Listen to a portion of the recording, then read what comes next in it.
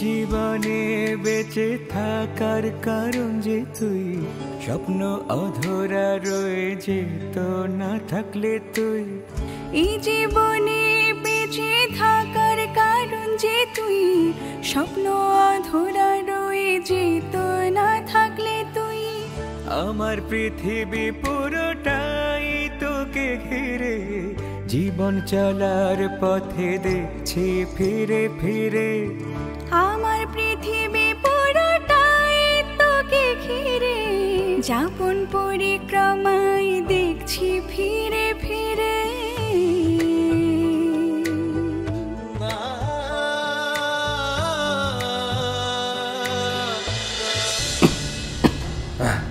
গ্রামের লোকজন আপনাদের নিয়ে আজে বাজে কথা বলছে, কুচ্ছা রটাচ্ছে।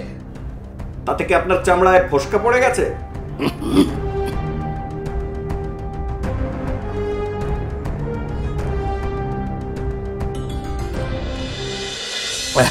এই টাকা পয়সা এদিক সেদিক করা হচ্ছে, আর সবার আগে আমার নাম। তাহলে এই বাড়ি তোমার থাকা উচিত না? আমাকে বিদায় দেন।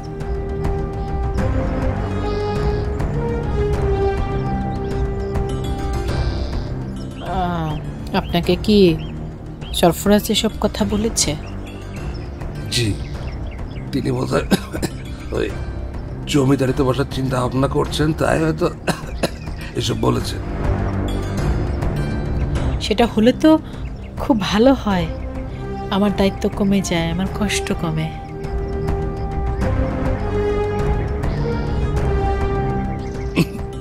বেয়াদবি দিবেন না বেগম সাহেবা, আমি একটা কথা বলতে চাই।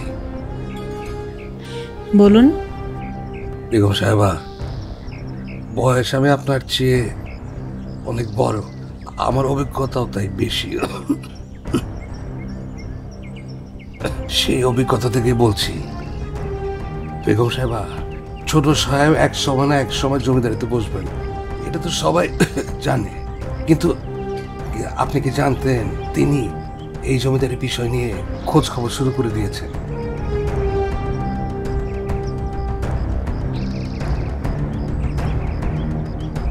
আমার বিষয়টা ভালো লাগেনি বেগম সাহেবা। আমাকে বললে আমি তো পুরো স্টেট ঘুরে ওনাকে সবকিছু দেখে বুঝিয়ে দিতে পারতাম। তা উনি তো সেটা করেননি। উনি আমাকে না জানিয়ে একা একা সব খোঁজ খবর নিয়ে এসে এখন আমাকে বলছি হিসাব নিকাশ বুঝিয়ে দিতে। এটা কি ঠিক হয়েছে বেগম সাহেবা?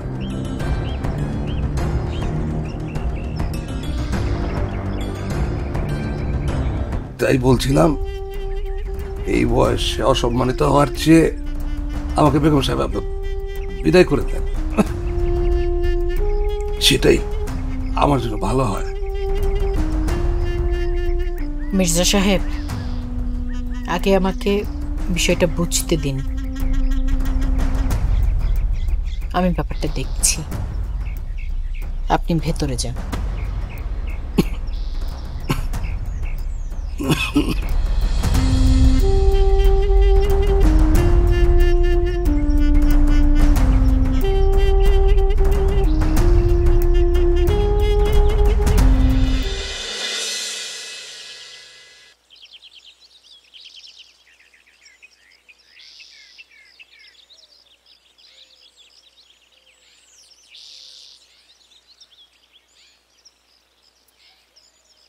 আরে আরে নন্দ, তুমি কেমন আছো? আমি ভালো আছি, তুই কেমন আছিস? আছি আছি ভগবান। আরে কবে আসলি গ্রামে? তুমি তো কোনো চেঞ্জ হও না, একেবারে আগের মতো আছো। কি সুন্দর। তোর দেখি একটু একটু চেঞ্জ হয়েছে। আরে দাড়িটা দিয়া কতদিন পরে দেখা। দাদা সব মনে আছে আগের দিনের কথা? সব মনে থাকবো না? কত স্মৃতি, কত রাত, কত বনে ধোয়া উড়াইছি না দাদা। যাক যাক, তোমার কি খবর? আছি, ভালো আছি রে। তোর ওস্তাদের কথা খালি মনে পড়ে। আমার বন্ধু মানুষ, কত ভালো লোক ছিল রে। হ, দাদার মরার পরে গান বাজনা থেকে মন আর টানে না। ওই যে গাড়ি নিয়ে আজকে তোমার খবর কি? আমি তাই আজকে কলকাতা, পরশুদিন নেপাল, তারপরে হচ্ছে চিটাগাং। আসি তারপরে কি করবো? ওই মন অস্থির হয়ে গেলে বাড়িতে গ্রাম দেখার জন্য চলে আসে তোমরা? একদম ঠিক কথা বলেছে। আমিও তাই বহুদিন পরে দাদার কথা মনে পড়লো, মনে হলো গ্রামটা দেখে আসি, ঘুরে আসি, আইসা বললাম। খুব মিস করি রে ওরে, খুব মিস করি। তা বাড়ির সব ভালো? হ্যাঁ সবই ভালো, ঢাকাতে নিধি আছে, ওরা ভালোই আছে। যাক, এখানে আসছিলাম কয়েকদিন আরামে থাকবো, গ্রামের পরিবেশ ভাল লাগে, তোদের সঙ্গে দেখা হয়। আইসা বললাম ঝামেলায়। কি ঝামেলা? তুই জানোস তো মেম্বার মেয়ে আফসানার সঙ্গে সিয়ামের বিয়া ঠিক হয়েছিল। হ্যাঁ জানি। আংটি বদলা বদলি হয়ে গেছিল, হ্যাঁ কিন্তু সিয়াম তো পড়ে আছে সে শিউলির নিয়ে, খালি শিউলি শিউলি শিউলি। মেম্বার আর কয়দিন অপেক্ষা করব? সে তার মেয়ের জন্য একটা ভালো পাত্র পেয়েছিল। সে পাত্র কি করে, লন্ডনে থাকে, ভালো টাকা পয়সা আছে, বাহ, বিয়ে রেডিও করছে। হ্যাঁ মাঝখান দে দেয়া আমার ভাতিজি বিয়ের দিল বাইঙ্গা। তাই নাকি? হ্যাঁ, শুধু বাইঙ্গা না, ও বলে একটা চিঠি পাইছে, সে চিঠিতে ওর মায় লেখা গেছে এই নিয়ে মেম্বারের লোকজনের সঙ্গে হাতাহাতি মারামারি। শেষ পর্যন্ত মেম্বার কি করছে, রাগের মাথায় ওকে দুইজনের নামে মামলা করে দিছে। হায় হায়, করছে কি এটা? হ্যাঁ, আমার লগে কোনো আলাপই করে নাই, আমার লগে আলাপ করলে এটা সহজ সমাধান হয়ে যেত, হইতো না? হ্যাঁ, এটা কোনো কথা? আরে বিয়ের শাদী বিধাতা কোথায় লিখে রাখছে কেউ জানে না। এটা হইতেও পারে, ভাঙতে পারে। এইটা নিয়ে মামলা? হ্যাঁ, এটা ছলা পরামর্শ করতে হবে, এটা বড় ভাই আছে তুই জায়গা নাকি? না, তো তোমার ফোন ধরে না, ফোনও ধরে না, কথাও কয় না, দেখাও দেয় না। দেখাও দেয় না। আপনার বিষয় তাহলে দাদা, তুমি এক কাম করো তো, তুমি তৃতীয় পক্ষ দিয়া চেষ্টা করো, তৃতীয় কারণ সমাধান করা দাও। একই গ্রামে বসবাস করো, এখন মারামারি কেস কাবারি এটা তো ভালো জিনিস না, এটা সমাধান তো করা লাগবে, এটা করার চেষ্টা করো। এখন আমি বিষয়টা পুরোটা বুঝে আনছি, কোনো ঝামেলা হইব বলে মনে হয় না। আর তুই এক কাজ করিস, সিয়ামের সঙ্গে দেখা হইলে ওটা বুঝাই বলিস, বুঝাইছ রে। ঠিক আছে। আর ফোন টোন দিলে কিন্তু আসিস, আমি গ্রামে আছি কয়েকদিন। হ্যাঁ আচ্ছা দাদা, একটু এমপির সঙ্গে দেখা করে আসি আচ্ছা বিষয়টা নিয়ে। তুমি চেষ্টা করো, সব সমস্যার সমাধান হয়ে যাবে। হ্যাঁ, দেখা হইব না, দেখা হইব। ফোন দিব না। হ্যাঁ দিস ফোন দিস।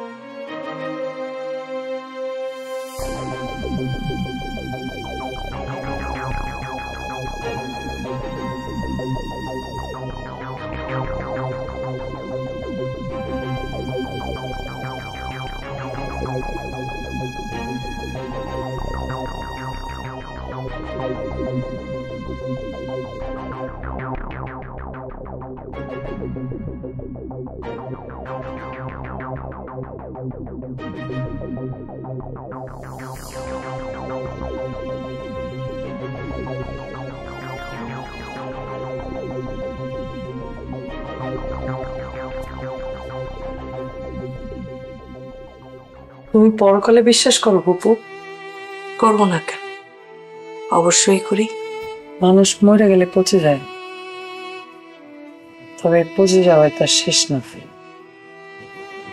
তারপর শুরু হবে মানুষের কাজের হিসাব। এই দুনিয়াতে মানুষ যত কাজ করছে, পরকালে প্রত্যেকটা কাজের বিচার হবে। সেখানে প্রত্যেককে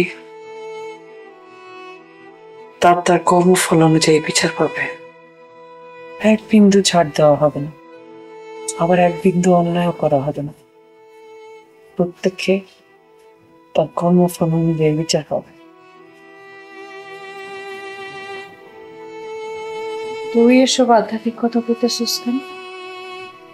তুই তো আধ্যাত্মিক কথা কমের লোক নেই,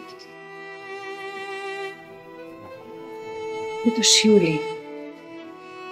তুই গাবি, তুই খাবি, ঘুরে বেড়াবি, ফুর্তি করবি। আমি সবকিছু করার লোক ফুপু, আমি খালি অন্যায় করতে পারি না। কেউ অন্যায় করলে সেটা সহ্য করতে পারি না, আর যখন নিজের সাথে অন্যায় হয় তখন সেটাও মেনে নিতে পারি না। তোর সাথে আবার কে অন্যায় করলো? করতেছে ফুপু, একজন আমার সাথে ভয়ঙ্কর অন্যায় করতেছে। আমার সাথে করতেছে, আমার বোনের সাথে, আমার গোটা পরিবারের সাথে ভয়ঙ্কর অন্যায় করতেছে। এই জন্য সে আর একটা বদমাইশ লোকের সঙ্গ নিছে। দুইজনে মিল্লা আমার পরিবারটা একেবারে ধ্বংস করে দিয়েছে।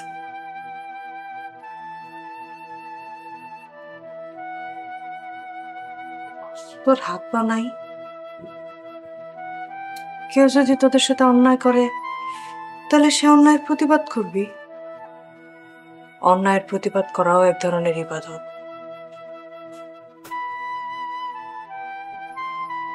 ঠিক আছে, তুমি যেহেতু বলছো প্রতিবাদ করতে, তাহলে আমি প্রতিবাদী হব। এখন ঠান্ডা মাথায় তোমার কিছু কথা বলবো, তুমি মনোযোগ দিয়ে শুনবা। আমারে বলবে কেন? তুই প্রতিবাদের কথা এলাকার গণ্যমান্য ব্যক্তিদের বলবি, তাইলেই না তোর কাজ হবে।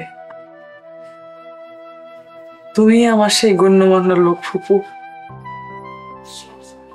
আবার তুমি আমার গোটা সংসারটা তছনছ করে দিতেছ।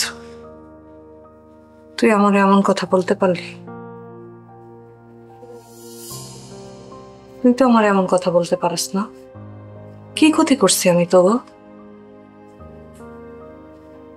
তুমি প্রথম যে অন্যায় করছো সেটা হইতেছে গিয়া তুমি আমাকে ফুপু হয়ে উঠতে পারো নাই। একজন বোনের তার ভাইয়ের মেয়েদের উপর অনেক দায়িত্ব থাকে, কর্তব্য থাকে। আমরা তোমার ভাইয়ের মেয়ে, তুমি আমাকে ফুপু। বাপের পরে তুমি আমাকে গার্জিয়ান, তুমি আমাকে পরিবার। আবার সেই ভাইয়ের মেয়েরা যদি এতিম হয় তাইলে বোনের দায়িত্ব আরো অনেক বাইরে যায়। বাপ মা হারা মেয়েদেরকে বুকে আগলে রাখতে হবে। তুমি আমাদের সাথে তার কোনোটাই করো নাই। আমি কি করব? আমি তো তোকে কাছে ডাকছি, তোরাই তো আমার কাছে আসোস নাই। তুমি আমাকে ডাকো নাই ফুপু, তুমি যেভাবে ডাকছো সেখানে কোনো আবেগ ছিল না, কোনো ভালোবাসা ছিল না, শুধু ছিল তোমার নিজের চাওয়া পাওয়া। আমি কি ভুল বলছি? তুই মানুষটাই একটা ভুল।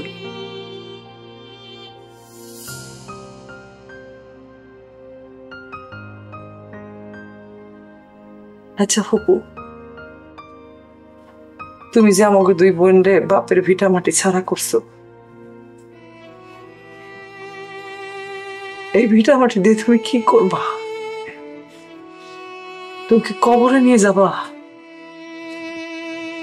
শুনছি কবরে তো মানুষ খালি হাতে যায়। তুই এখান থেকে সরে দাঁড়া। যদি না সরি তাহলে কি করবা? তোরে আমি থাপ্পড় দিম। দেও।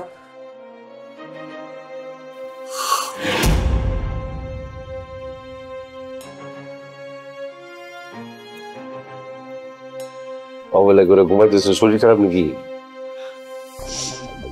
শরীর খারাপের আর কি দেখছেন? যতক্ষণ ঘুমায় আছি ততক্ষণ তো মনে হয় বাইসে আসছি।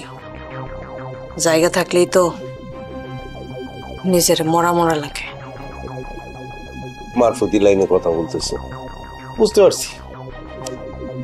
আমার উপর তোমার অনেক রাগ, অনেক ক্ষোভ। শোনো না, আমি না নিরুপায় হয়ে তোমাকে ওইখানে আটকে রাখছিলাম। বন্ধুর বাসাটা খালি ছিল, তখন ধরো এইখানে আমার আসাটা একটু সমস্যা ছিল, তাই ধরো তোমাকে কিছুদিন কষ্ট হচ্ছে। এখন তো কোনো কষ্ট নেই, এখানে ধরো তুমি বন্দি না, বাগানবাড়ির বাউন্ডারির মধ্যে তুমি যেখানে সেখানে ঘুরতে পারবা, বাড়িতে বসতে পারবা, কোনো অসুবিধা নেই, বুঝছো না? অবশ্য বাড়ির বাইরে যেতে পারবা না, এটা একটা কষ্ট, সমস্যা কি? খোলামেলা, খালি বাউন্ডারি বাড়ি যেতে পারবা না। ওই যে সামনে বাগান আছে, বাগানে যাবা, মন খারাপ থাকলে ছাদে গিয়ে উঠবা, ওখানে বসে থাকবা, যখন যেটা মন চাবে সেটা খাবা, সমস্যা কি? ওখানে বন্দি আবার বন্দি না, বুঝছো না? এইভাবে রাখার থেকে মায়েরা ফালানটাই তো ভালো। কখনো গোডাউনে, কখনো বাগান বাড়িতে, এইখানে ওইখানে, এরকম করতেছেন কেন? হ্যাঁ, একটা দফা রফা করে ফেলালেই তো পারেন। ওখান মতো কথা বলো, দফারফার কি আছে? তোমার সাথে আমার মরণের আগ পর্যন্ত কোনো দফারফা হবে না, এক এক সময় এক এক ভাবে চলবে। আসলে শোনো, তুমি যেরকম ভাবতেছো সেই রকম কিন্তু না। তোমার ভাইয়ের বাড়িতেও কিন্তু তুমি নিরাপদ না। তুমি তো বলছো কতজন তোমার বউ বাড়িতে চোখ ঢুকতেছে, কখন কে কোথা থেকে কি করে ফেললো। আমি তো তোমার ধর মারি নাই, বাঁচায় রাখছি, এখানে ওখানে রাখতেছে আমার সিকিউরিটির জন্য, তোমার সিকিউরিটির জন্য, তাই না? কিন্তু আমি তোমার খুন করি নাই এবং খুন করতেও পারবো না, কোনোদিনই পারবো না। একসময় তো তোমার পছন্দ করতাম, এখনো করি। তাই আমি একটা ডিসিশন নিচ্ছি, বুঝছো? তুমি যদি রাজি থাকো, তোমার আমার দুইজনের জন্যই ভালো। শুনবা নাকি? শোনা ছাড়া কি আর কোনো উপায় আছে? তেরা তেরা কথা একদম পছন্দ হয় না। যাক গে, বলে যখন ফালাইছো বলো। তুই কি জানি বলতেছিলা? দফারফার কথা। চলো আমরা একটা দফারফা করে ফেলাই। ধরো আমি তোমার গোপনে বিয়ে করবো, কেউ জানবে না, শুধু তুমি আর আমি জানবো, তাহলেই সমাধান হয়ে গেল। হ্যাঁ, কি বলো? কামরুল, তোর হতে হ মিলান ছাড়া তো আমার আপাতত আর কোনো উপায় নেই। তাই তুই যা কবি আমি তাই শুনো, কিন্তু কি মানুম আর কি মানুম না এটা সময় কয়ে দেব।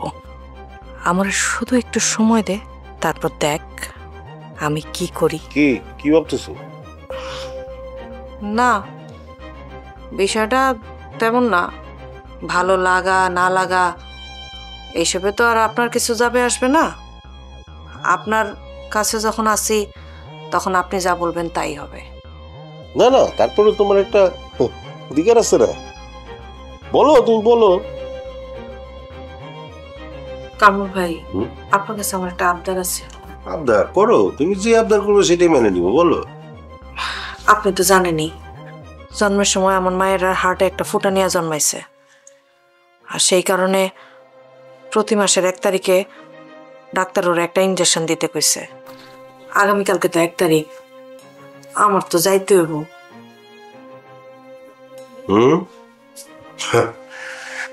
অসুবিধা নাই, আমার লোকজন আছে, ওরা যাই দিয়ে আসবে, সমস্যা নেই। তো তোমার তো আমি মানে যাইতে দিতে পারবো না। আমার মাইয়া, ওর একটা নিরাপত্তার বিষয় আছে না। আমি তো যারে তারে। আরে কি বলো, তোমার মাইয়া মানে তো আমারও তো আপনজন, তাই না? অনেক বিশ্বাস করছিলাম কামরুল ভাই আপনারে, আমার বিশ্বাসটা আপনি রাখলেন না। আপনি যা করলেন। বোকার মতো কথা বলে, হ্যাঁ? আমি কি কোনো অবিশ্বাসের কাজ করছি? হ্যাঁ, আমি জাস্ট তোমার বাড়ি থেকে সেভ করে নিয়ে আসছি। তুমি তো যে বাড়িটা পাইছো সেই বাড়িতে কতজনের চোখ পড়ছে না, এটাতে তোমারও ক্ষতি হইতে পারে, যার জন্য মনে করো তুমি নিরাপদ আছো, বুঝো নাই? হ্যাঁ, আমি তোমারে সেভ করছি, তুমি এটা নিয়ে কোনো টেনশন করো না। তোমার মায়ের ইনজেকশন সব হবে, কোনো অসুবিধা নেই।